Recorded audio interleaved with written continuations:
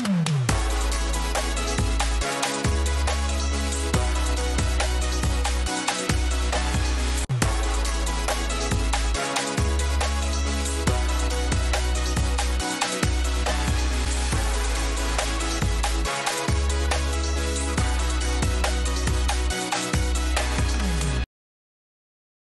bonjour à tous et bon début de semaine. Merci d'être toujours avec nous et de suivre le ZCL jusqu'au bout.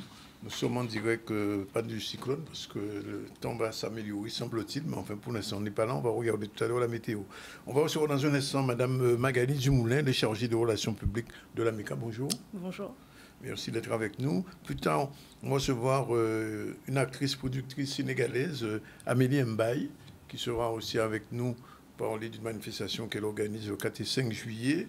Gérard Bougré, qui fait un travail assez important sur la géothermie, sera aussi notre invité. On va terminer avec Marilène Ferdi, Iman, qui est la bonne amie de Iman et les directions opérationnelles du campus. Nous aurons aussi, il faut dire, un focus aujourd'hui sur quelque chose qui s'est passé à Dallas, c'était en 1963. Vous saurez un peu plus là-dessus. Pour l'instant, on revient à l'actualité avec Iman News qui sourit. Oui, bah, je souris souvent en fait. Il faut sourire, la vie est belle. Bonjour à tous. Alors aujourd'hui, on va parler forcément des élections législatives. On fera un retour sur l'état des lieux, notamment le taux de participation et les différents duels qui vont s'affronter au second tour. On fera un petit point météo et notamment concernant la perturbation du trafic maritime, donc suite à l'ouragan Beryl qui est au bord de l'arc antillais, qui va impacter sur ce trafic maritime. Il sera aussi question de Maroon, donc une entreprise qui souhaite ouvrir une distillerie, donc c'est le rêve qui pourra devenir réalité. Il sera aussi question d'une inauguration du magasin Tech Care à Jarry, donc une nouvelle marque du groupe Kiosque. Et on reviendra sur le marché agricole organisé par Mondobio à Jarry, donc c'était ce week-end à Bemao. On va démarrer par ce visuel concernant les résultats des élections législatives. Oui. Voilà. Alors, ces résultats, on les connaît déjà. Olivier Servat de la Lyotte est à 51,25%. Il devance largement Chantal Léous d'Hiver Gauche de 12,76%. Le candidat du Rassemblement national, un Guadeloupéen, ce qui est assez étonnant, Darius Rouillet, est à la 3e place, donc il n'est pas dans la course. Deuxième circonscription, Christian Baptiste du nouveau Fonds populaire fait 41,35%. Laurent Petit du RN, et lui, il est second avec 17,30%. Troisième circonscription qui était celle qui était la plus sensible, Max Mathiasien arrive en tête cette fois-ci. On se souvient la dernière fois, c'était le contraire. C'était Rudi Tolassi qui était arrivé en tête, mais Max Mathiasien a réussi à le devancer et il s'est donné les moyens puisqu'il a été soutenu par les maires de Petit-Bout, de Bemao, mais aussi de Pointe-Noire, de Déhais. Et donc Tolassi est à 25-50%. Représentant du Rassemblement national. Enfin, dans la 4e, Élie Kalifer devance largement Jennifer Linon, 57,5%, et Jennifer Linon du GUSR n'est qu'à 21,86%. Alors bien sûr, ce week-end, le week-end qui vient, samedi prochain, il y aura encore un second tour.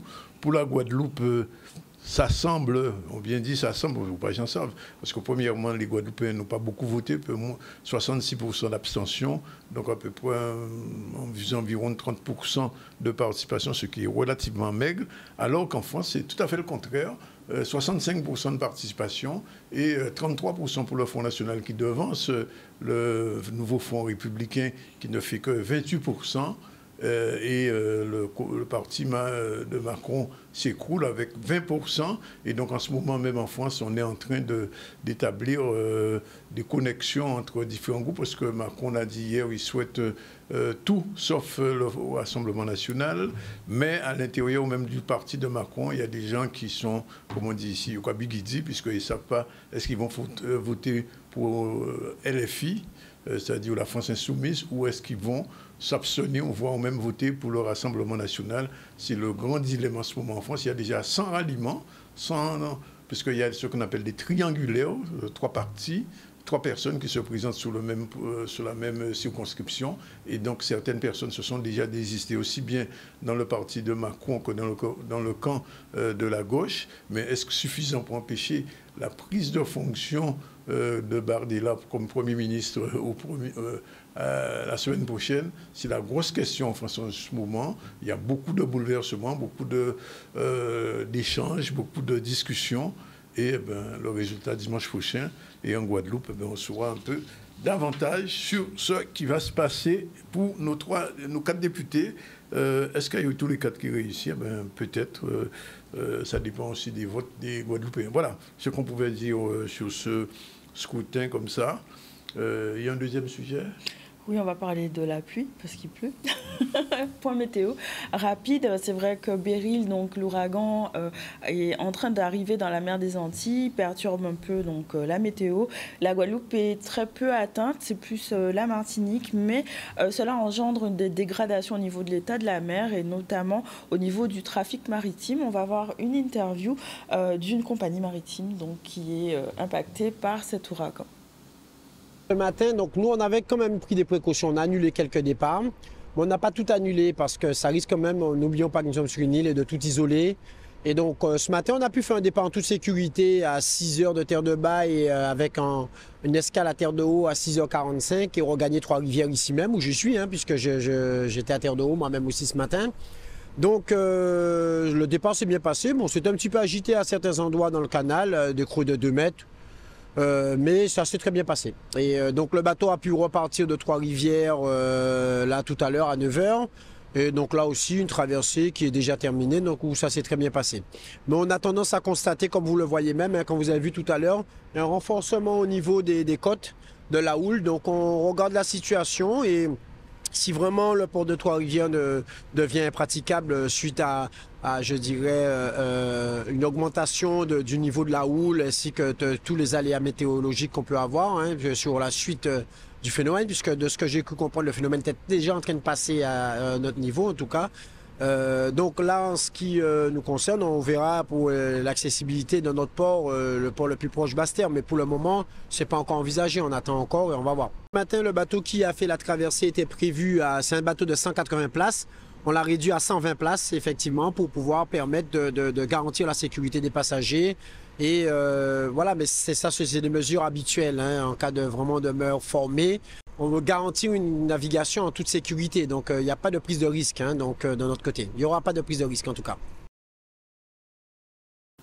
Voilà, on attend de voir. Cet ouragan va surtout toucher le sud de la Caraïbe, vers la Grenade, un petit peu Saint-Vincent. En Martinique, ils sont déjà en orange, puisqu'aujourd'hui, normalement, on devait avoir le brevet des collèges Martinique. Il a été reporté pour laisser la place à ce mauvais temps. On revient à l'actualité du jour, mais avec notre invité, c'est Magali Dumoulin, la chargée de relations publiques de l'AMECA, et elle a des informations à nous donner, puisqu'il y aura des latiliers. Oui. Alors, donc on est au début juillet, donc c'est les vacances qui s'annoncent, et on est sur les derniers rendez-vous du semestre avec la médiathèque Caraïbe. Donc, ce samedi, on a un rendez-vous avec Céline Forestal pour l'atelier créole. Donc c'est un rendez-vous mensuel où chacun est libre de venir autour d'une thématique sur la Caraïbe. Donc autour de ces ateliers, on a déjà abordé, par exemple, en mai, on a abordé les Maroons. Et l'atelier du mois dernier a été réalisé par monsieur Gaston Nicolas qui a abordé du coup la figure de monsieur... voilà, j'oublie, c'est tout à fait... Voilà. Le stress. Oui, ça reviendra. Mais du coup, donc voilà, c'est des figures, c'est des thématiques autour de la Caraïbe chaque fois. Et l'idée, c'est que chacun puisse venir, même s'il est disponible un samedi, il vient. Et tous les samedis? Alors, c'est tous les premiers samedis du mois. Oui. Donc là, c'est le dernier pour ce semestre. On reprendra en septembre après. Ah, il n'y aura pas en août? Non. Ouais, d'accord. Et donc, chacun vient et il vient... avec ses connaissances, son bagage en créole, et on travaille autour donc, de la lecture, de l'écriture, de la compréhension, de l'expression aussi. Et c'est un atelier où ça ne se suit pas. La thématique mensuelle change. Et donc ça permet à ceux qui peuvent suivre régulièrement d'avoir un suivi et ceux qui peuvent passer ponctuellement d'aussi d'avoir des choses intéressantes. Magali, ça veut dire qu'il faut mon inscrire dans l'atelier que là. Alors, dans l'atelier, ça, tu n'as pas besoin d'inscription. Puis voilà, c'est au cas de janvier et nous qu'à travailler ensemble, nous qu'à ligner, nous qu'à découvrir qu'il tient en nous, qu'il tient Caraïbes en nous et nous qu'à avancer. Et à part de ça, est-ce qu'il y a d'autres meetings qui prévoient? Alors, il y a des autres contrées. Donc, toujours à la médiathèque le 12 juillet. On va se retrouver à Guillaume Robillard donc, pour une ciné-conférence. Donc, Guillaume Robillard, c'est un docteur en cinéma. Très, très connu chez nous, qui travaille, qui défend l'existence du cinéma antillais, donc cinéma antillais chez nous, mais aussi réalisé de l'autre côté, l'autre bas, comme il dit, et donc avec des réalisateurs comme Eusanne Palsy, Gabriel Glissant. Et ce rendez-vous, du coup, va s'attarder sur notre cher réalisateur Christian Lara, avec le film Sucre amer. Alors, ce sera quand exactement? Alors, c'est le vendredi 12 juillet, en plein air, donc dans la cour de la médiathèque. Oui. Ah, dans la cour de la médiathèque? C'est ça. C'est pas ni l'appli. On s'organise. De toute façon, si on a toujours la salle de projection en cas de mauvais temps. Et là aussi, c'est gratuit, pas d'inscription, voilà, pas venir. Toujours avec tous les ateliers, les rencontres, les temps d'échange proposés par la médiathèque sont gratuits et ouverts à tous, pas d'inscription. Dernier rendez-vous? Oui, alors le 20 juillet, donc là c'est la clôture, c'est parti en livre, donc c'est la fête du livre de jeunesse, c'est un événement qui se poursuit déjà depuis le 19 juin. Donc qui sillonne les routes de la Guadeloupe puisque toutes les bibliothèques municipales participent. Et donc là, la clôture, on se donne rendez-vous donc le 20 juillet au Fort Fleur d'Épée pour les Jeux olympiques des bibliothécaires. Donc c'est un tournoi sportif avec des équipes de chaque bibliothèque, mais aussi des rendez-vous. On aura des stands, on aura la présence des éditions d'Aigle Marron, d'une ligue parasport. Et puis c'est surtout un temps pour les enfants, pour leur permettre de s'amuser. Et donc il y aura aussi toutes les bonnes choses locales pour les enfants qui leur seront offertes, donc les cinnabols, les sorbets, voilà. On va vraiment mettre l'accent sur la thématique de Partie en livre cette année qui est sport et jeux. Et donc on va inviter les enfants à s'amuser sur une demi-journée. Donc le 20 juillet de 9h à 14h au Fort Fleur d'Épée. Et après, si je comprends bien, la médiathèque est en congé, en vacances. Oui, alors on n'est pas en congé parce que la médiathèque est ouverte. Hein. On est ouvert pendant les vacances. Oui, on a des horaires aménagés, mais on en sera ouvert. Donc, alors on attend encore la date officielle du démarrage, mais du coup, on sera ouvert du lundi au vendredi. Et donc voilà, mais les animations seront de retour en septembre. En septembre, voilà. Bien, Magali, elle a tout dit? Oui, je pense. Oui. Oui, vous pouvez vous abonner sur la page Instagram, Facebook de la Médiathèque Caraïbes, suivre le conseil départemental aussi. Et voilà. Et le programme Partie en livre, puisqu'il cette semaine, il y a des animations Hans Bertrand, Le Moule, je crois, Donc, vous pouvez vous trouver le programme sur nos différents réseaux sociaux. Donc, en résumé, 3 rendez-vous. Hein. Oui. L'atelier créole, voilà, samedi à 10h. Tout à fait. À la médiathèque, hein, celui-là. Oui, à la médiathèque, oui. Le film en plein air. Voilà. Ouais, et Partie en livre qui se déroule sur Fleur d'Épée. Et le 20 juillet au Fort Fleur d'Épée, c'est la clôture. De 9h à 14h. OK. Merci Magali Dumoulin. Merci à vous, Danick. Et on revient à l'actualité avec ce sujet sur le Maroun, c'est ça? Oui, Maroun, donc c'est un spiritueux guadeloupéen qui propose des rhums et des cocktails prêts à boire d'exception à base de rhum agricole. Et il souhaite ouvrir une distillerie. Ruby Échevin s'est rendu parmi eux. On voit un reportage. Maroun, c'est un projet qu'on a lancé il y a à peu près 6 ans. Donc effectivement, ça fait 2 ans qu'on est ici du Gazon de Bourgogne, aux Abîmes. Donc voilà, c'est un projet qui nous tenait à cœur. Et Maroun est créé et fait pour tous les amateurs de rhum, aussi bien les novices que les plus grands connaisseurs.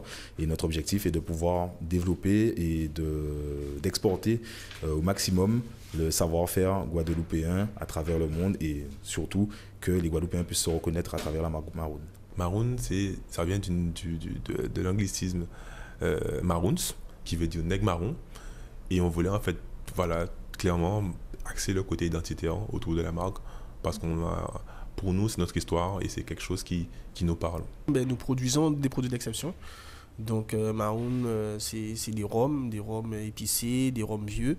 Donc l'idée pour nous, c'est de transmettre en tout cas notre héritage, notre fierté. C'est ce que nous véhiculons. Alors oui, bien sûr, l'objectif à terme est de pouvoir toujours grandir, grossir et pouvoir proposer une gamme beaucoup plus large de rhums. Nous avons des choses à venir, notamment 2 rhums vieux d'exception qui vont pas tarder à sortir, le Wakakan et le Renkakan. Et voilà, l'objectif est de toujours proposer un maximum de produits. On a aussi sorti depuis peu un cocktail prêt à boire qui s'appelle donc le Before. Et voilà, vous allez pouvoir le trouver sous peu dans différents commerces. On voit l'existant. On travaille au-delà de l'existant, c'est-à-dire proposer des produits nouveaux, des saveurs, des arômes qui étonnent et détonnent. Et c'est comme ça qu'on s'est fait connaître en ayant des produits qui ont du punch et surtout une identité bien marquée. Les gens apprécient de venir, ils prennent du bon temps autour des boissons Maroon. Et justement, on a eu un clip qui sortira ce vendredi-là. Et c'est un clip avec Shanika et Mimi. Le producteur nous a contactés par rapport à ça. Nous, bien sûr, on était emballés dans l'idée d'accompagner, d'aider leur projet. Et normalement, il est disponible. Le spice a été composé et que nous le laissons macérer entre 4 à 6 mois. Après ça, nous venons pour faire la filtration, du coup. Après la filtration, nous mettons en baril afin de pouvoir stocker l'alcool pour pouvoir après l'embouteiller. Et après avoir embouteillé, on remplit le stock. N'hésitez pas à consommer Maroon, c'est vraiment un acte de conviction. C'est un geste qui compte en tout cas pour nous. Et que nous souhaitons en tout cas faire connaître au plus grand nombre. Maroon, notre héritage, notre fierté. Voilà, donc le savoir-faire guadeloupéen, à consommer avec modération quand même l'alcool. On va faire notre première pause publicitaire et on revient tout à l'heure pour nos différents invités.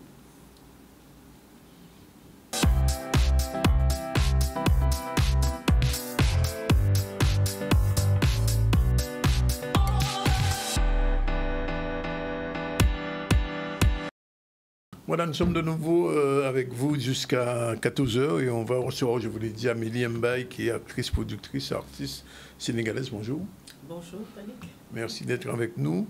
Vous êtes ici parce qu'il y a un événement. Exactement. Alors, comment ça s'annonce? Qu'est-ce qui va se passer? Quand ou comment? Alors, quand ou comment, jeudi 4 et vendredi 5, au pavillon de la ville de Pointe-à-Pitre, qui donc m'accueille par l'intermédiaire de la mairie de Pointe-à-Pitre, que je remercie déjà pour me permettre de venir célébrer, présenter, je dirais, ce programme que j'ai intitulé Escale au Sénégal. Oui. Rappelle-toi, j'étais venue ici il y a quelques mois en arrière et je t'avais parlé d'un pont que j'aurais vraiment voulu créer entre le Sénégal et la Guadeloupe, entre l'Afrique et les Antilles. Et donc voilà, c'est un premier essai. Oui. C'est une première brique que je construis pour ce pont entre la Guadeloupe et le Sénégal. La première pierre du C'est la première pierre. Bon. Le pont sera solide? J'espère, parce que pour l'instant, avec le climat dont on parle là, ça m'inquiète un peu, mais bon. Oui. Mais alors, globalement, Escale au Sénégal, c'est-à-dire que vous invitez les Guadeloupéens à découvrir un petit peu le pays? Voilà, c'est ça, à travers des articles africains que j'ai ramenés, à travers un film que je vais aussi projeter, qui parle des problèmes au niveau des frontières. Oui. Notamment des frontières de quelques pays membres de la CEDEAO, du Sénégal jusqu'au Nigeria. Et donc ce film s'appelle Frontières. Des problèmes de femmes, non? Plus de femmes, donc, disons de commerçants, mais là c'est des commerçantes. Oui. Donc des problèmes à chaque frontière. Chaque frontière raconte son histoire. Et donc cette affiche que vous voyez, c'est mon petit bébé. C'est ce que j'étais venue post-produire ici, dans les studios de Jean-Marc Cassin, Planète Picture. Et donc je suis encore vers la fin, ce n'est pas encore prêt, mais c'est vraiment une affiche que je montre puisque ce film parle d'ailleurs de santé mentale. D'ici quelques temps, j'espère. D'ici quelques temps. C'est un court-métrage ou C'est un court-métrage, ça, oui, c'est un petit bébé. C'est mon premier bébé, hein, donc on va voir. Après, le court-métrage va donner naissance au long-métrage. Ah, il y a un long-métrage. Ah, bah oui, après. Et le long-métrage, normalement, avec Jean-Marc Hassan, donc, qui est mon coproducteur ici, je compte tourner la première partie ici en Guadeloupe et la deuxième partie au Sénégal. Je suis tombée amoureuse, moi, de cette île-là. J'ai souvent des déboires, j'ai souvent des... Mais bon, je suis tombée amoureuse, je suis venue pour la première fois sur cette île. Tout m'a plu, tout. J'ai pris des photos, je suis allée à la place de la Victoire, j'ai pris des photos, j'ai appelé une amie, je lui dis, regarde où je suis. Elle me dit, ah, tu es à Saint-Louis. Je dis, non, je ne suis pas à Saint-Louis du Sénégal, je suis à Pointe-à-Pitre.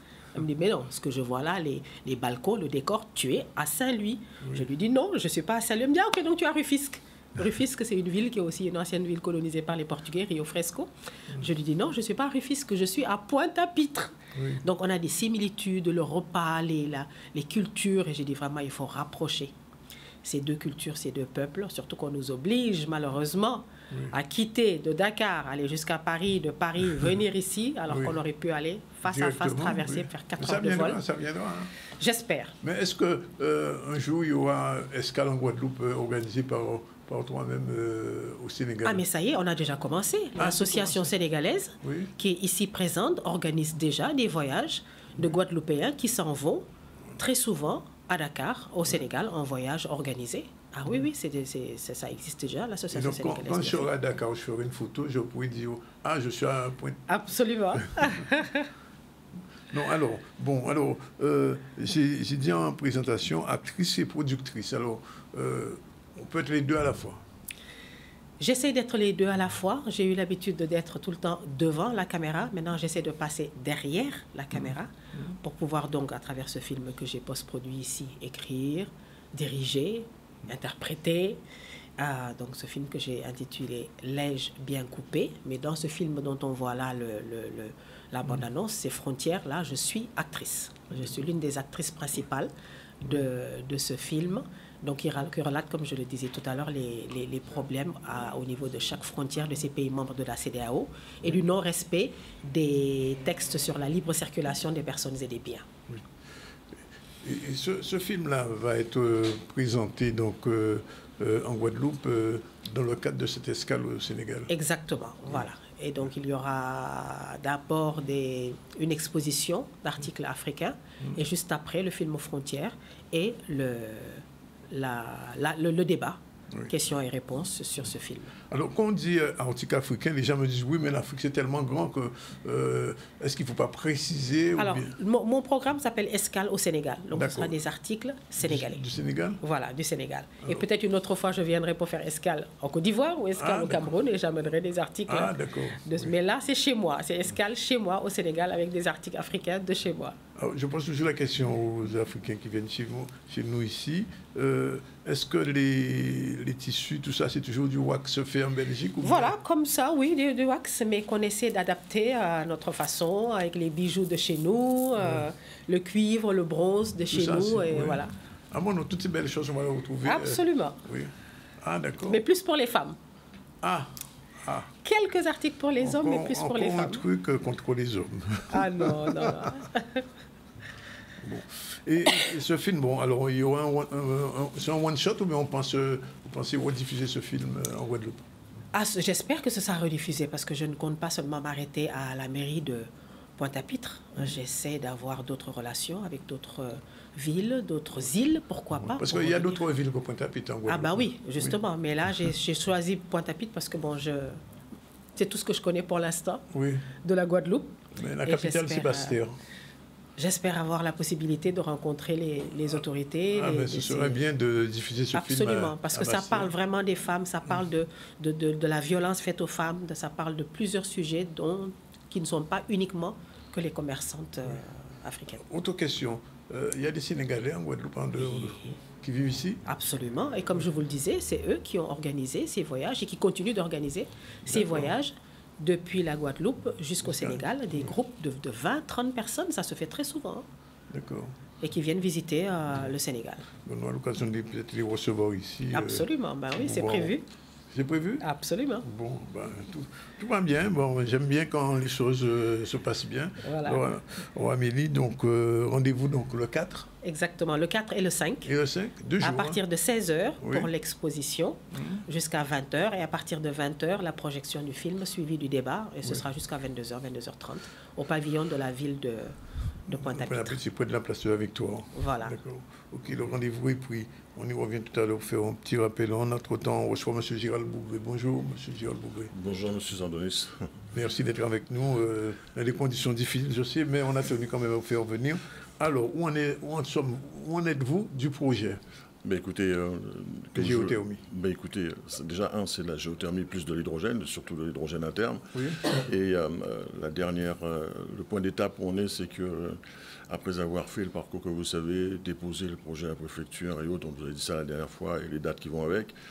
Le nouveau préfet plus le SGAR, M. Darro, ils m'ont demandé de venir les voir le 17 juin dernier, puisqu'on était dans l'instruction, dans la suite de ce qui avait été déposé, parce qu'il faut ensuite remplir un certain nombre de formulaires pour faire en sorte que les choses avancent au niveau des fonds sous lesquels on est éligible. Okay. Et le 17 juin dernier, donc, j'ai été reçu par les instances, tous les services de l'État, la DIS, la DEAL, l'ADEME, etc., pour approfondir l'aspect géothermie de 4e génération, parce que comme je vous l'ai dit, c'est une forme d'exploitation et de gestion de la ressource qui n'est pas, comment dirais-je, commune, hein, parce que c'est une forme d'innovation qui ne touche pas au sous-sol et qui n'a pas de dégâts environnementaux particuliers. Et ça s'est très bien passé, puisqu'ils nous ont dit qu'ils allaient faire en sorte que tous les services de l'État puissent se mettre en dynamique pour faire en sorte que le projet avance le plus rapidement possible. Et donc, on en est là, avec une précision sur le premier exemple, qui va être le centre hospitalier de Capesterre-Belle-Eau, qui va devenir en autoconsommation d'abord, avec de solaire photovoltaïque, et en troisième phase. Deuxième phase, c'est la partie géothermie haute enthalpie par ailleurs, et puis ensuite une station de transfert d'énergie par pompage. Alors, pour qu'on vous comprenne bien, je voudrais bien quand même qu'on venez vous parler comme ça de géothermie, que vous expliquez un petit peu aux Guadeloupéens ce que, parce qu'on sait qu'il y a de la géothermie à Bouillotte, mais qui n'est pas exploitée par des Guadeloupéens, et vous avez un projet qui va dans le même sens, mais sauf que cette fois-ci, c'est un projet guadeloupéen. Oui, alors le projet Bouillante, c'est une histoire un peu particulière parce que les forages ont été faits alors déjà, géothermie, c'est exploiter la chaleur du sous-sol. Tout à fait. Avec différentes, en fonction des profondeurs, vous savez, ce qu'on appelle l'exploitation en basse énergie, en moyenne énergie, selon la profondeur et la chaleur que vous avez. Et lorsque vous arrivez à 150 degrés Celsius et au-dessus, cette chaleur peut vous permettre de produire, avec les équipements qui vont bien, de l'électricité. Et de l'électricité, je précise, verte. Oui. Parce que tout le monde ne produit pas de l'énergie, de l'électricité verte. Alors, j'ai cru comprendre il y a quelque temps, puisque je suis allé une fois à un colloque sur la géothermie, que dans la petite Caraïbe, la Guadeloupe était l'une des rares ici à avoir encore de la géothermie. Avec peut-être la Dominique, je crois, c'est ça? Non, je ne sais pas qui vous a dit ça, mais Saint-Kitts, il y en a. C'est bien la question que je vous pose. Saint-Kitts, il y en a, Nevis, il y en a. Il y en a pas mal d'îles qui l'ont, qui ont déjà été d'ailleurs caractérisées. Et qui sont exploitées? Non, justement, ils avaient déjà anticipé, en faisant les études préalables, pour savoir pour quel potentiel dont ils pouvaient disposer. Et ils ont ces chiffres-là maintenant. Et ils cherchent, justement, compte tenu du contexte où vous savez qu'il y a les prix, l'inflation, guerre en Ukraine, etc. L'électricité a augmenté. Oui, tous les pays se demandent maintenant aujourd'hui, pour risque de Troisième Guerre mondiale, par qui ils sont approvisionnés en gaz et en électricité, de manière à assurer leur approvisionnement en cas de problème. Et justement, les îles en question, par l'intermédiaire de Saint-Martin, nous ont appelés pour voir dans quelle mesure on pouvait mutualiser les compétences, les savoir-faire et autres, de manière à ce que leur exploitation de la géothermie puisse se faire avec la 4e génération, qui est beaucoup plus performante et beaucoup plus intéressante d'un point de vue environnemental. Oui. Et ça signifie que la géothermie, quand même, c'est de l'énergie propre, il faut le dire. Oui, alors, c'est une énergie, maintenant qu'on utilise surtout le terme vert, et c'est vrai que c'est un moyen de produire l'électricité qui est verte, contrairement à ce que beaucoup de gens pensent par rapport au solaire photovoltaïque et l'éolien. Mais le solaire photovoltaïque, pas ce qu'on met sur les toitures, mais les solaires photovoltaïques pour les parcs, de parcs d'une certaine ampleur, et l'éolien pareil. Et une des choses que l'on l'on oublie souvent ici en Guadeloupe, et je tiens à le rappeler, c'est que ces énergies-là, cela photovoltaïque et éolien, exploitation du vent et puis l'autre des panneaux exploitant entre guillemets le rayon du soleil, sont intermittentes et nécessitent des surcoûts parce que pour pouvoir faire en sorte que le réseau fonctionne bien, il ne faut pas qu'il y ait de disruption. Il ne faut pas qu'il y ait d'arrêt, il faut que ce soit toujours stable en termes de production, alors que l'éolien, à certains moments, il n'y a pas de vent, le soleil photovoltaïque, à certains moments, il n'y a pas de soleil, comme la nuit et autres. Or, la géothermie, c'est 24 heures sur 24, 7 jours sur 7, en règle générale, 8740 heures par an. Alors, en termes de ressources géothermiques, la Guadeloupe a combien de potentiel? Quel est le potentiel guadeloupéen? Alors, très exactement, c'est l'une des grosses questions que je pose régulièrement aux autorités. Je leur demande de faire en sorte qu'on est en 2024, compte tenu du contexte et de tout ce qui se passe. On a maintenant des retours d'expérience sur l'utilisation du solaire photovoltaïque, l'utilisation de l'éolien, l'utilisation de la géothermie. Et il faudrait voir jusque dans quelle mesure ces retours d'expérience confirment le fait que la géothermie est l'une, sinon la meilleure des énergies renouvelables exploitables dans un réseau non interconnecté. Oui. Et bon, pour les raisons qui leur sont propres, ils hésitent, ils cherchent encore. Mais nous, on a continué de faire notre travail. Alors, sur ce volet-là aussi, il y a une chose qu'il faut que vous sachiez, c'est que très dernièrement, le BRGM a toujours fait des études là-dessus depuis très longtemps, avec des rapports relativement intéressants et allant dans ce sens-là.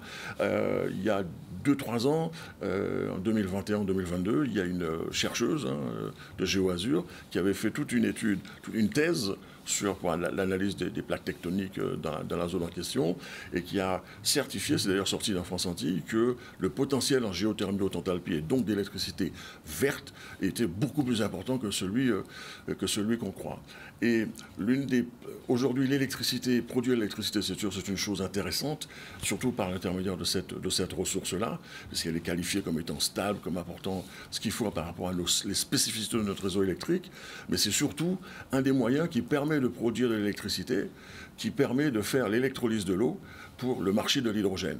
Et le marché de l'hydrogène aujourd'hui, l'hydrogène en lui-même, c'est un marché colossal qui a été, encore une fois, qualifié par les grands cabinets financiers internationaux, Goldman Sachs, JP Morgan et Deloitte, comme étant un marché pesant des milliers de milliards de dollars. Et la Guadeloupe se trouve en position, grâce au projet qu'on porte, parce qu'on a des choses prévues du côté de la ville de Bouillante, du côté du centre hospitalier de Cap-Esther-Bello, mais en fait, on a une vision sur l'utilisation, en tout cas l'exploitation de la meilleure manière possible, d'un triangle d'or.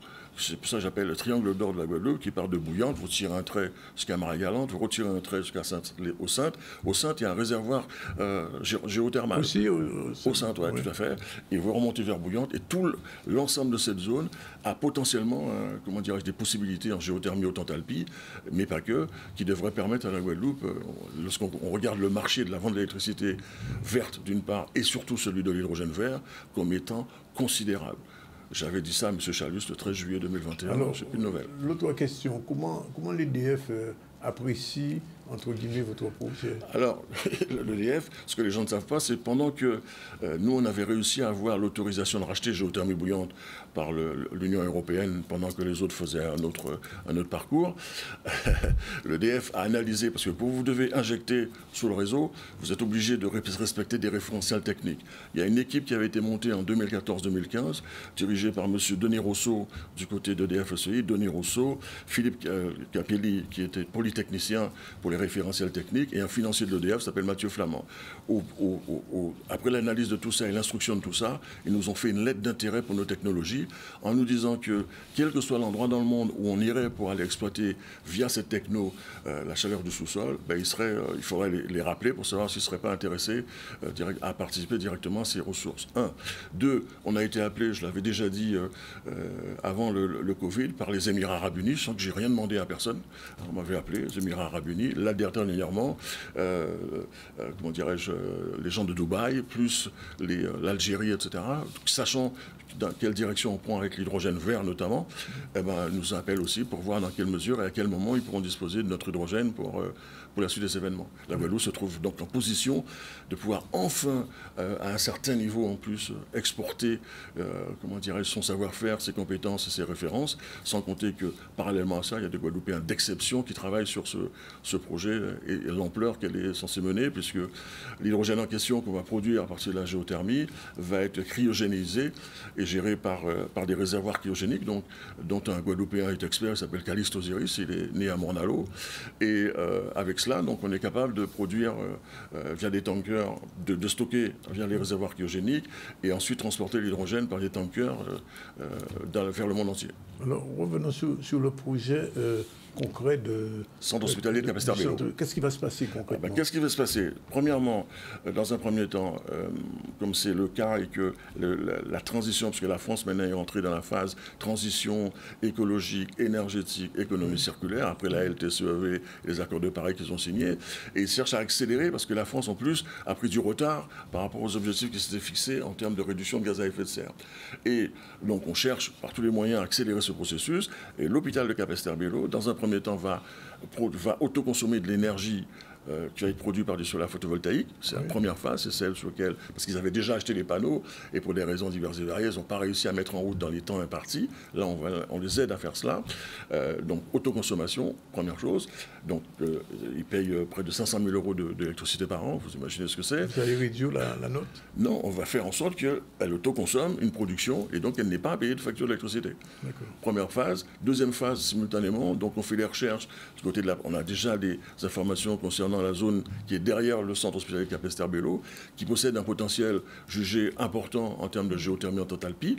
Donc, et l'électricité qui va être produite par cette unité industrielle va permettre au centre hospitalier de Capesterre-Belle-Eau de devenir à énergie positive. L'énergie positive, vous autoconsommez à un certain niveau, et lorsque vous avez du surplus, ça veut dire que vous allez produire plus que ce dont vous avez besoin.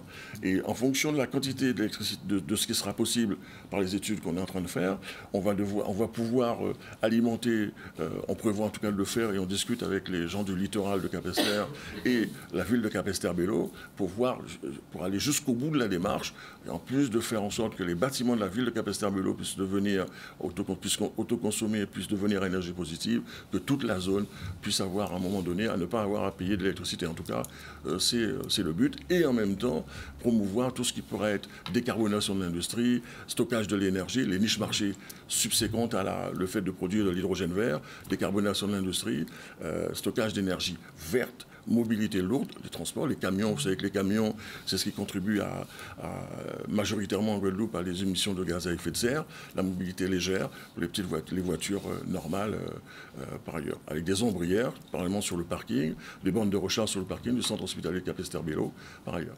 Alors, est-ce que pour ces projets, vous avez le soutien des collectivités telles que la région ou Cap Excellence Il faut leur poser la question. Moi, je leur ai toujours fait, depuis début des années 2000, j'ai toujours fait des notes qui s'appelaient Une Guadeloupe d'avance. C'est d'ailleurs le titre du projet qui a été déposé à la préfecture le 31 mai 2022.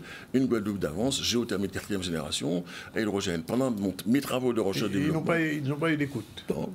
Non, moi j'ai rencontré Chalus le 13 juillet 2021 avec monsieur Céleste d'un côté, monsieur Blonbou de l'autre. Il m'a dit, ouais Gérald, on va voir, on va faire, on va capitaine, etc. etc. Et 2 jours après, j'ai appelé Céleste. Céleste m'a dit 5 fois, il m'a répondu 3 fois pour me dire, bon, il faut voir avec le directeur de cabinet, monsieur Blonbou. Monsieur Blonbou, je l'ai appelé 10 fois, il n'a pas répondu. Depuis le 13 juillet 2021, je n'ai aucune nouvelle.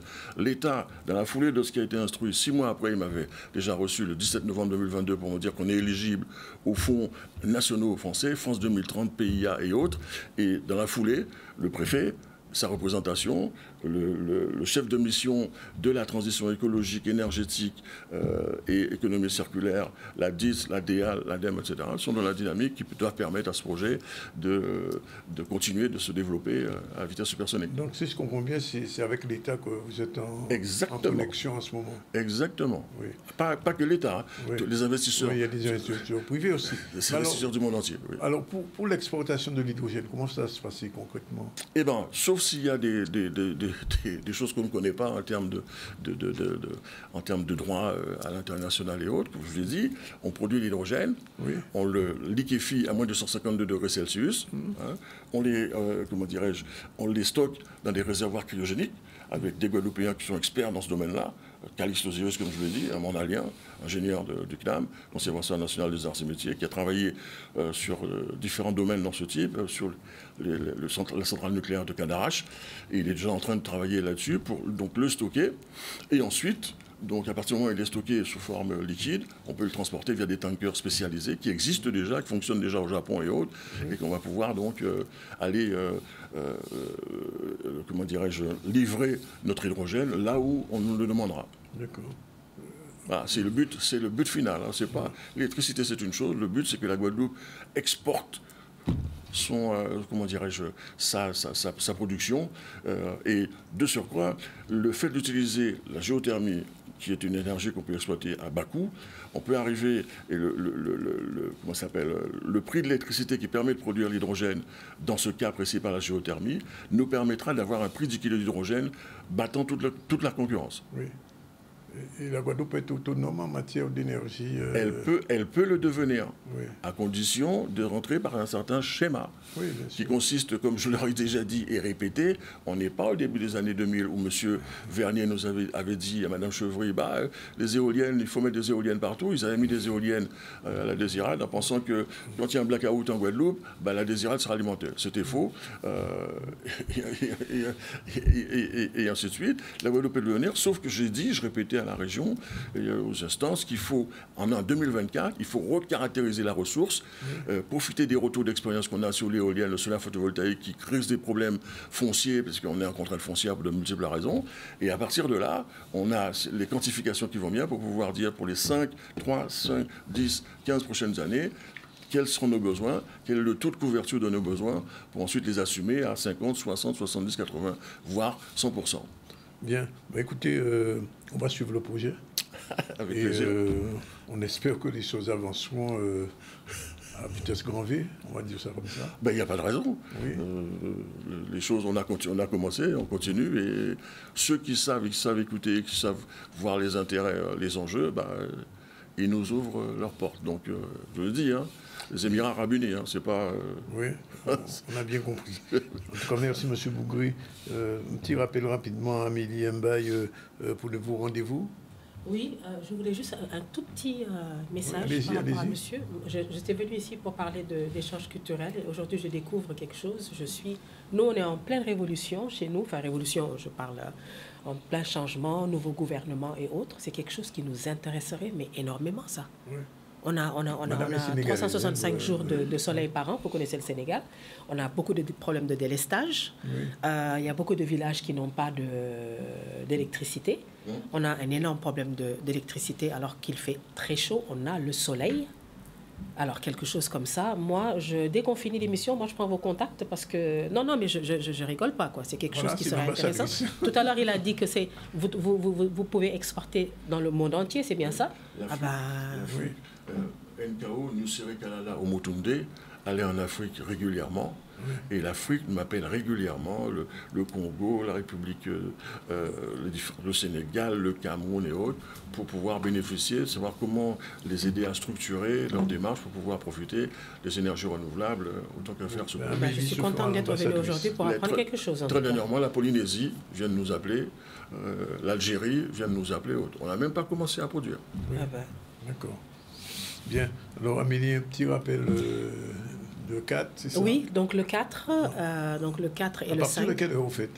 Pardon? À partir de quelle heure? À partir de 16h. 16h. Donc pour l'exposition et donc à partir de 19h30, on va dire, pour le film.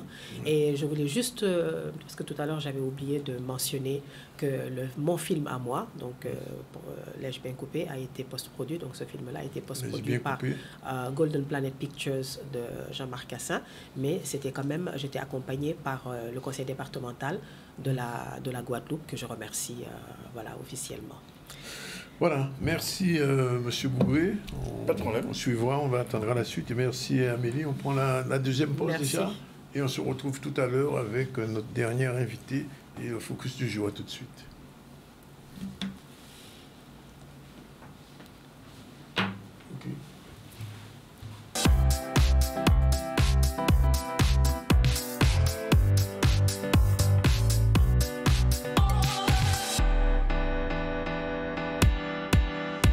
Voilà, sommes de nouveau avec vous et on va recevoir dans un instant Marilène Ferdi-Rissio. Bonjour. Bonjour, monsieur Zandronis. Je vois qu'elle était en direct, mais elle n'est pas en direct, c'est un enregistrement, n'est-ce pas? C'est mon IA qui est présent, mon avatar. Voilà. On revient à la météo avec Ivan News. Oui, on va faire un point sur Beryl, donc l'ouragan qui devrait traverser les Grenadines et entrer dans la mer des Antilles. On voit un point météo justement pour avoir un état des lieux de la situation.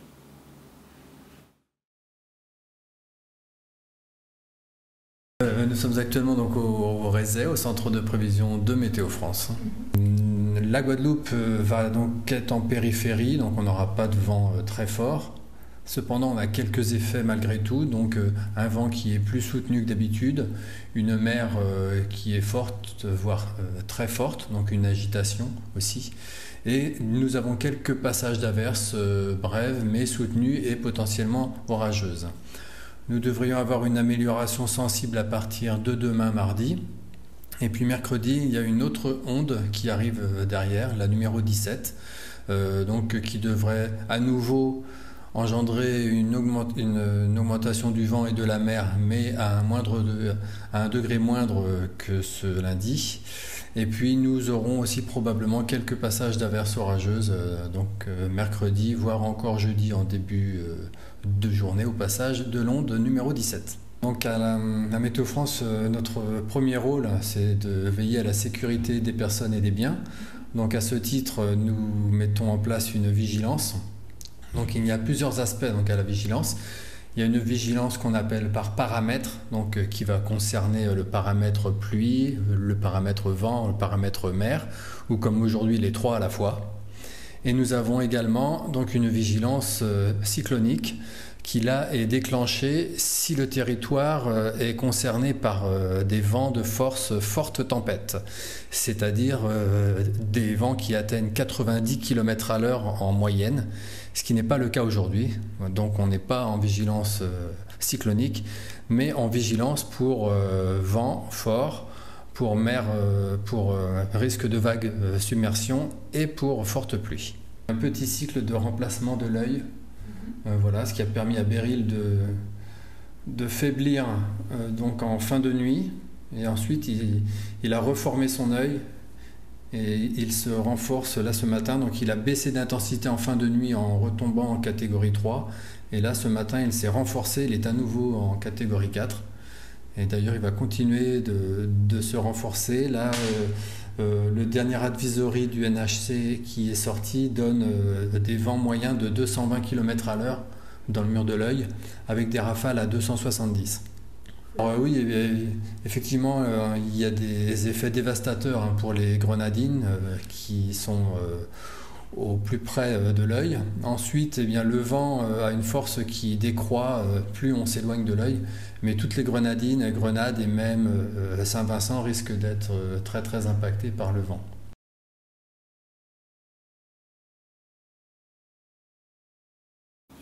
Bon, pour l'instant, on est moins impacté, mais attention quand même, la pluie et des vents d'au moins 80 km/h, donc il faut faire attention. Bien, alors il est déjà 13h28 avant de venir avec Marilène Ferdi.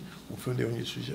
Oui, on va faire l'inauguration du magasin Tech Care sur Jarry. Donc c'est une nouvelle marque du groupe Kiosque, marque premium, donc qui propose donc différents services maintenant. Olivier Moradel était parmi eux pour cette inauguration.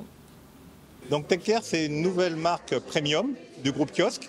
Donc le groupe Kiosque en fait a créé cette marque qui s'appelle I Love Mobile, qui est leader de la téléphonie aux Antilles-Guyane, leader de l'accessoire de téléphonie, de la réparation et de la vente de téléphone. On a décidé de créer cette marque Tech Care, ciblant plutôt nos clients premium pour satisfaire leurs exigences avec des produits encore plus innovants. Le but, c'est que chaque passage des clients soit une nouvelle expérience pour eux. On a une offre qui est vraiment destinée à tous les geeks, c'est comme ça qu'on dit, hein. Tous les geeks Apple, Samsung, donc tous ceux qui adorent l'univers connecté d'une manière générale. Et on ne propose pas que du Samsung et du Apple, on propose aussi un ensemble d'objets connectés pour la téléphonie, pour les ordis, les caméras Xiaomi, etc. On a vraiment une offre vraiment large.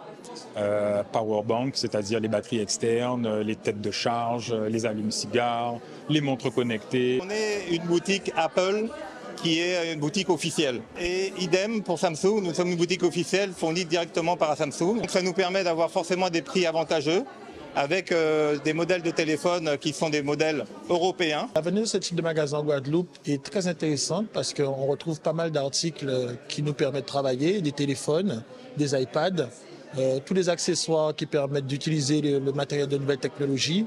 Donc je trouve ça très très bien. L'emplacement est aussi important. Vous êtes en plein cœur de Jarry, sous le boulevard d'Orelbo. Donc pour moi, c'est une très bonne chose que cette implantation soit faite aujourd'hui. Eh bien, je suis ravie parce qu'en fait, justement, il y a mes deux marques préférées. J'ai deux téléphones, mon personnel qui est un iPhone, mon pro qui est un Samsung. Et bien, du coup, en fait, j'ai trouvé tout ce qu'il me faut, la relève. Enfin voilà, il y a vraiment tout, en fait. Il y a tout le choix jusqu'au dernier. Il y a les coques, il y a plein d'accessoires. C'est formidable d'avoir tout au même endroit, en fait. En plus, l'équipe, elle est géniale. Et puis, j'ai regardé les tarifs, c'est même le prix métropole. Donc, ils vont me revoir souvent. Dès que j'ai un petit besoin, voilà, de nouveautés, d'accessoires, voilà. Voilà, il est exactement 13h30 et l'heure du journal du campus. Bonjour Madame Ferdi de nouveau et c'est l'heure du générique. Le journal du campus Luminance, c'est l'info sur l'audiovisuel, le cinéma et la culture. Logiciel vous donne rendez-vous à 13h30 le lundi, le mercredi et le vendredi dans le ZCL sur Canal 10.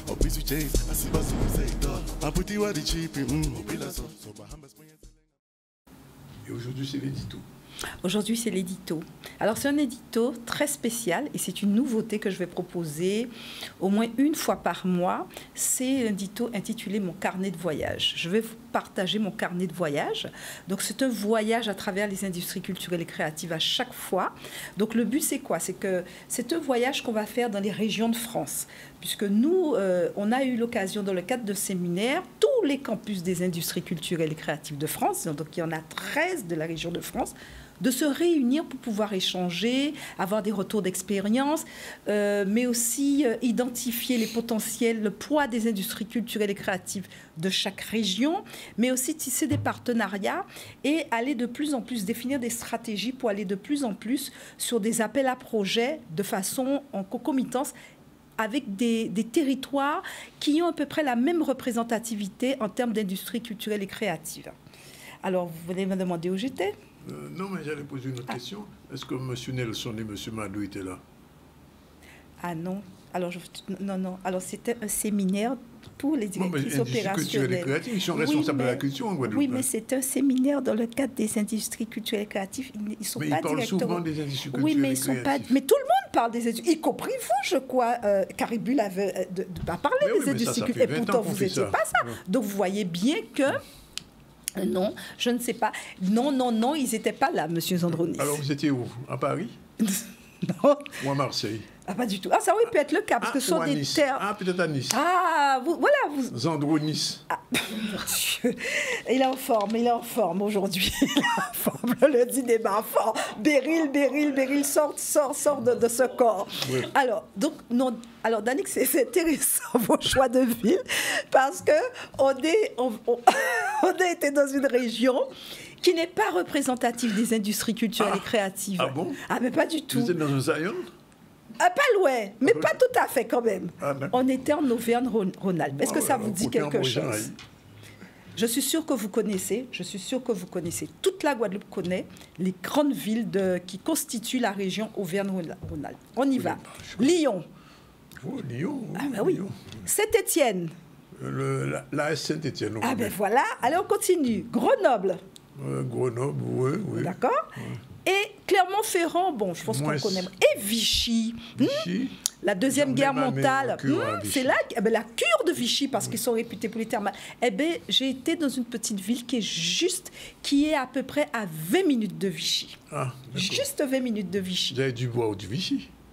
Ah non, j'ai pas bu du Vichy, j'ai bu de l'eau de robinet. Ça, c'était quelque chose d'incroyable parce qu'il m'expliquait que l'eau de robinet est encore meilleure que l'eau en bouteille. C'est quand même quelque chose. J'ai dégusté l'eau de robinet tous les jours. Ici.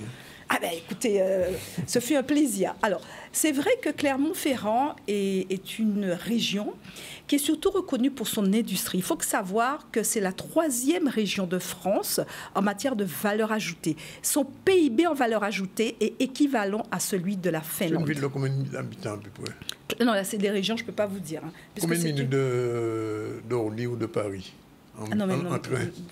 Alors, on va rajouter des heures, Dani, des heures. Alors, je crois que j'avais donné une carte. Alors, si on peut avoir la carte de France pour que M. Zandronis puisse situer à peu près où se trouve Auvergne. Donc, vous voyez où est Paris? Donc, on est d'accord qu'on ne calcule pas en minutes, on calcule en heures. On est à 4-5 heures. Alors, je vais vous donner un scoop. 3 trains. Ça vous va? 7 heures de voyage. Autant que... ça valait le coup. Hein. Alors, ça valait le coup du déplacement, était intéressant. Alors, moi, ce que j'ai aimé dans cette région de Clermont-Ferrand, donc à l'occasion de ce séminaire, on ne fait pas que discuter, travailler en salle, on profite pour visiter des lieux emblématiques. Et il y a un lieu qu'on a visité qui est très emblématique, c'est le lycée Jean Monnet. Vous savez quelle est la particularité de ce lycée Jean Monnet Moulins-sur-Isère? Parce qu'il y en a partout en France. C'est que c'est l'un des plus grands lycées de France. Alors, je vais vous donner quelques chiffres. 12 km², c'est la superficie du lycée. 12 bâtiments. Donc, ça veut dire que c'est un bâtiment au km². Et toute la région Auvergne, vous savez c'est quoi? Ils aiment le chiffre 12. C'est 12 départements. Donc, une région, 12 départements. Ça fait réfléchir. Hein. Vous imaginez le nombre d'habitants? Rien qu'avec Lyon. Alors, Lyon, bien sûr, c'est la capitale de la région Auvergne-Rhône-Alpes. Alors, dans ce fameux lycée Jean Monnet, qui est assez particulier, c'est que c'est un lycée qui est spécialisé dans les métiers d'art et le design. C'est le seul lycée de France et d'Europe qui forme du CAP. Donc, voilà, cet arc de cercle représente les 12 bâtiments. C'est le seul lycée d'Europe et de France qui travaille sous la verroterie du CAP au Bac+2. Un jeune qui intègre le CAP, Danick, il est sûr de trouver du travail. Dès sa sortie du CAP, il est sûr de trouver du travail. S'il veut, il peut pousser au Bac Pro, il va trouver du travail. Quant au DNMAN, n'en parlons pas. Vous savez, les débouchés de la verroterie en France, c'est tout ce qui est produits de luxe, donc les grandes maisons de couture, les parfums designés, mais aussi tout ce qui est flacons de parfums designés, mais aussi les bijoux Swarovski, les bijoux, et aussi les laliques. C'est ça, les débouchés. Et moi, ce que j'ai trouvé intéressant, c'est que c'est un lycée donc spécialisé dans les métiers d'art, composé à 100% de professeurs issus du milieu de l'artisanat. Et ils ont fait revivre l'artisanat, non pas dans leur région, où ils n'ont pas assez, le bassin d'emploi n'est pas suffisant, mais à l'échelle française, voire internationale. Parce que les jeunes qui entrent là se destinent à travailler ailleurs que dans leur région. C'est un choix qu'ils ont fait géographiquement. Mais pas que. Toute cette région, c'est aussi une région patrimoniale. Alors, on a visité un site qui vous aurait plu, extraordinaire. Il s'appelle le Centre national du costume et de la scène. Costume et de la scène, bon, si on peut voir quelques photos du Centre national du costume et de la scène, là c'est la scène. Alors on a 2 bâtiments, une partie dédiée au costume avec une exposition permanente. Vous connaissez Nourieff? Ça vous rappelle quoi Nourieff? Elle doit connaître. Alors, Iman, Nourieff, ça rappelle quoi? La danse classique.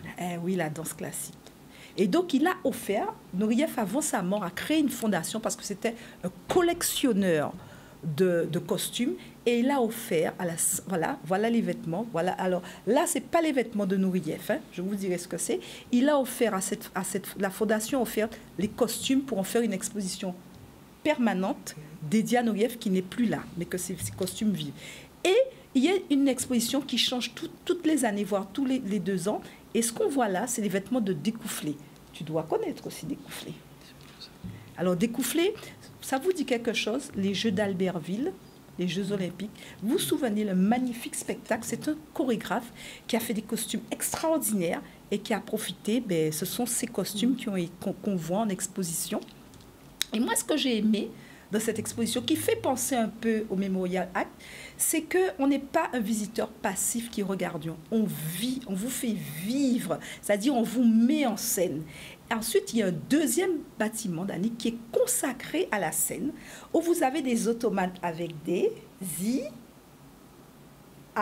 voyez, avec des intelligences artificielles, où quand vous marchez, en fonction de là où vous êtes dans la scène, donc vous avez une voix scénographique qui vous dit ce que c'est et vous donne tous les métiers et vous explique tout ce qui concerne les métiers de la scène, notamment du spectacle vivant. J'ai trouvé ça très intéressant. Pourquoi ?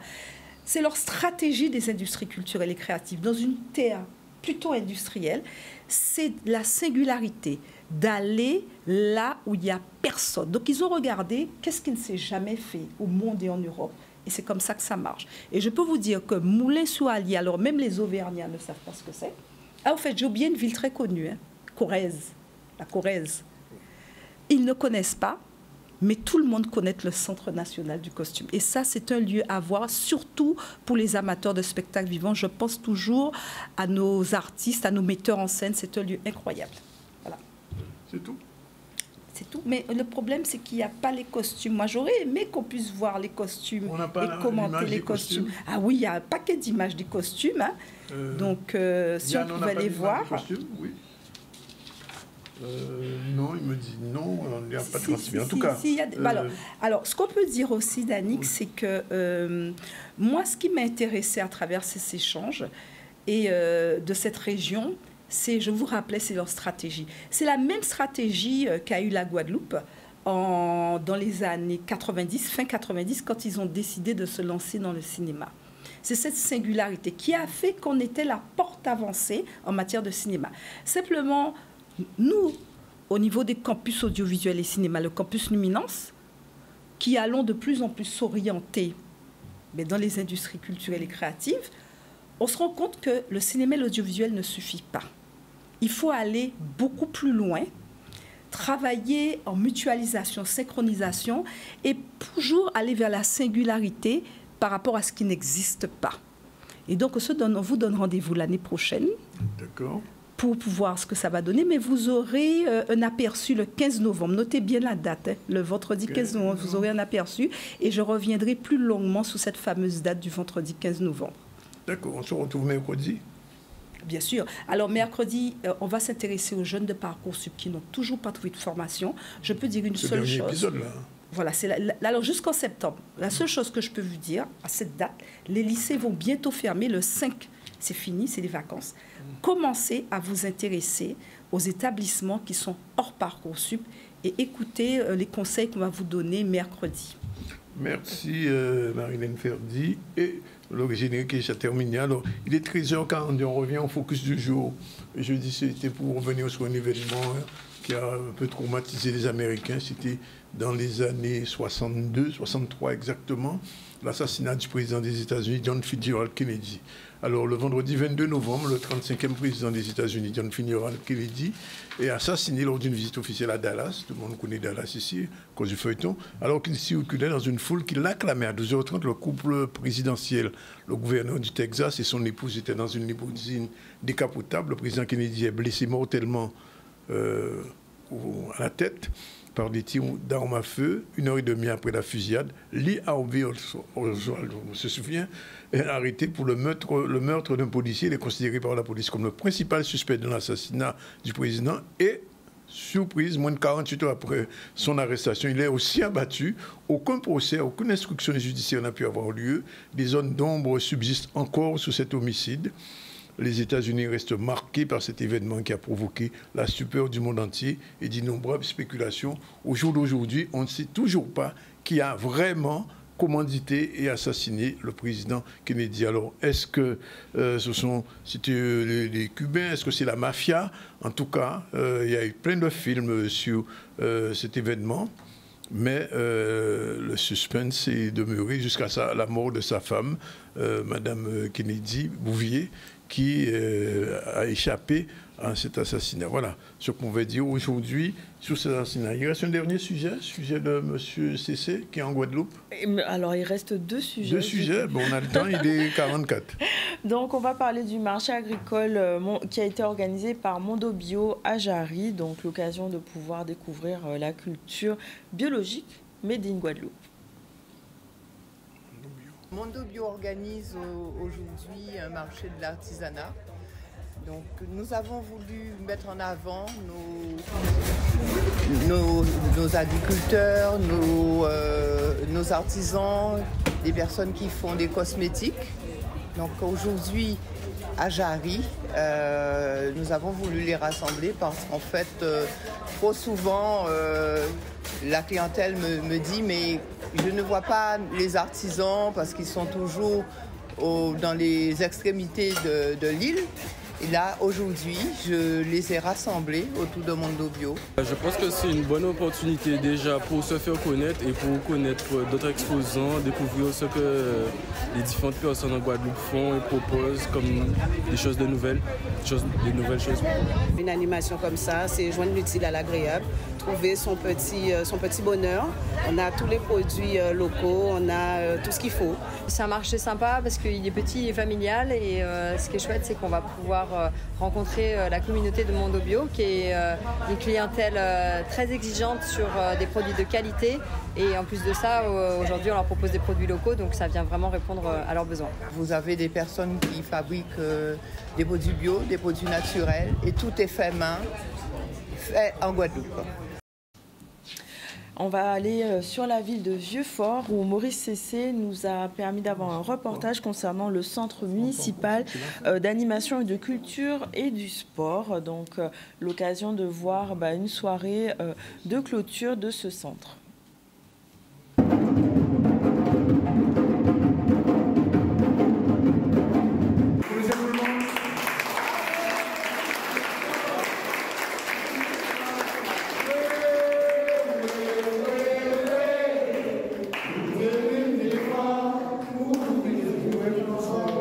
Première news, je suis très heureux de vous retrouver depuis la Guadeloupe pour quelques jours afin de réaliser un certain nombre de reportages. Je suis ce soir à Vieux-Fort avec le centre municipal de l'animation, de la culture et des sports qui a présenté en quelque sorte un bilan de leur activité. Vous allez voir avec de la musique traditionnelle, il y a beaucoup de jeunes, des moins jeunes et ce fut un grand moment de spectacle avec un public fort nombreux.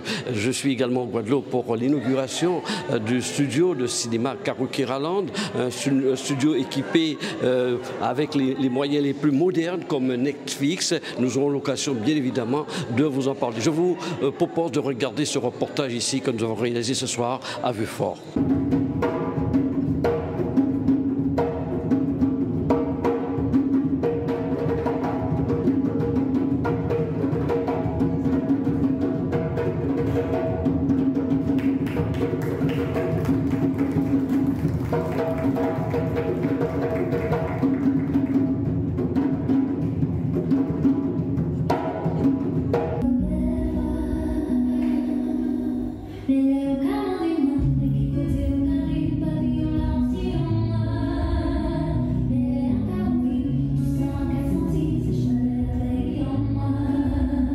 Alors le centre, en fait ce n'est pas une association, c'est le centre municipal des arts, de l'animation, de la culture et des sports de Vieux-Fort.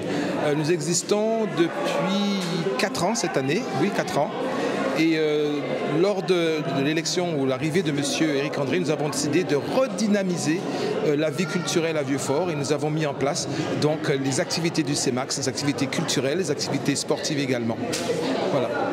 Alors, si je comprends bien, on a vu beaucoup de démonstrations, il y a divers ateliers et puis des responsables d'ateliers, comment ça se passe? Alors, en début d'année, nous demandons aux différents moniteurs, aux différentes personnes qui animent donc les activités de venir au CEMAX et de nous proposer, de nous faire un projet. Et nous avons eu cette année, comme l'année dernière d'ailleurs, l'atelier Pilates, animé par Mélissa Bataille. Nous avons également l'atelier Percussion K, qui est animé par M. Jean-Claude Antoinette. Nous avons aussi eu cette année le yoga et nous avons également tout ce qui est danse traditionnelle, c'est-à-dire broca. Nous avons également de la biguine, danse de salon, animée par Madame Lara Fanchon, qui est également un agent municipal. Voilà, donc fin de saison sur la ville de Vieux-Fort. C'était tout pour l'actualité du jour. Oui, je rappelle que c'était hier la fête du fouille à pain. Nous mangeons le fouille à pain et ça valait le déplacement. On en parlera et puis ça permet d'oublier un petit peu les vagues des élections. Oui. Alors, le sorbet au fouille à pain est bon.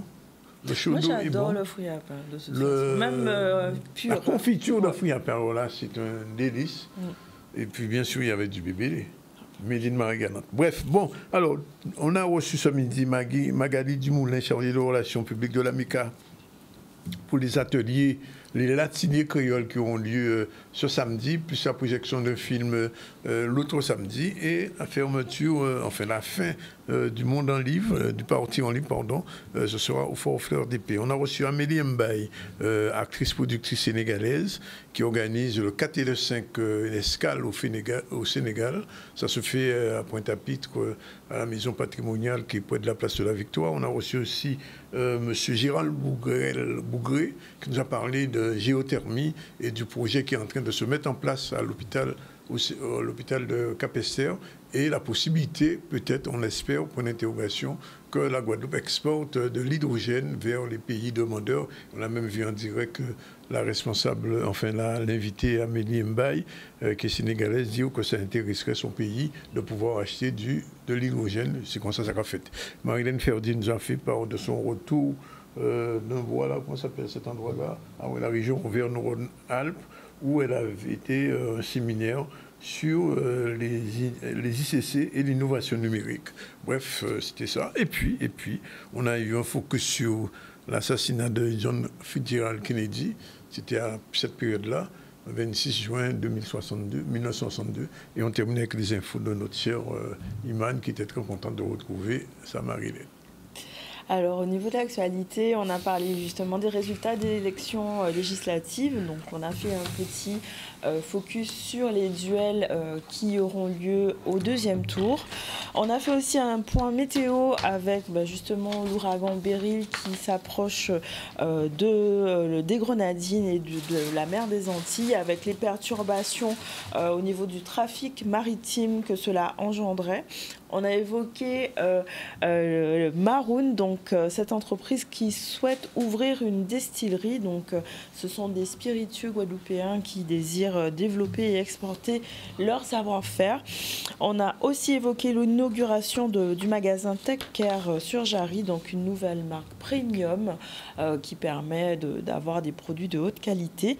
Et on vient de terminer avec le marché agricole organisé par Mondo Bio à Jarry. Et on n'oublie pas la météo. Maurice, on a déjà parlé. Oui, la météo, faites attention. L'application est tombée qui est un petit point vent, mais enfin, véhicule azote, nous allons retrouver nous demain. Iman sera là demain. Toujours. À demain. À demain.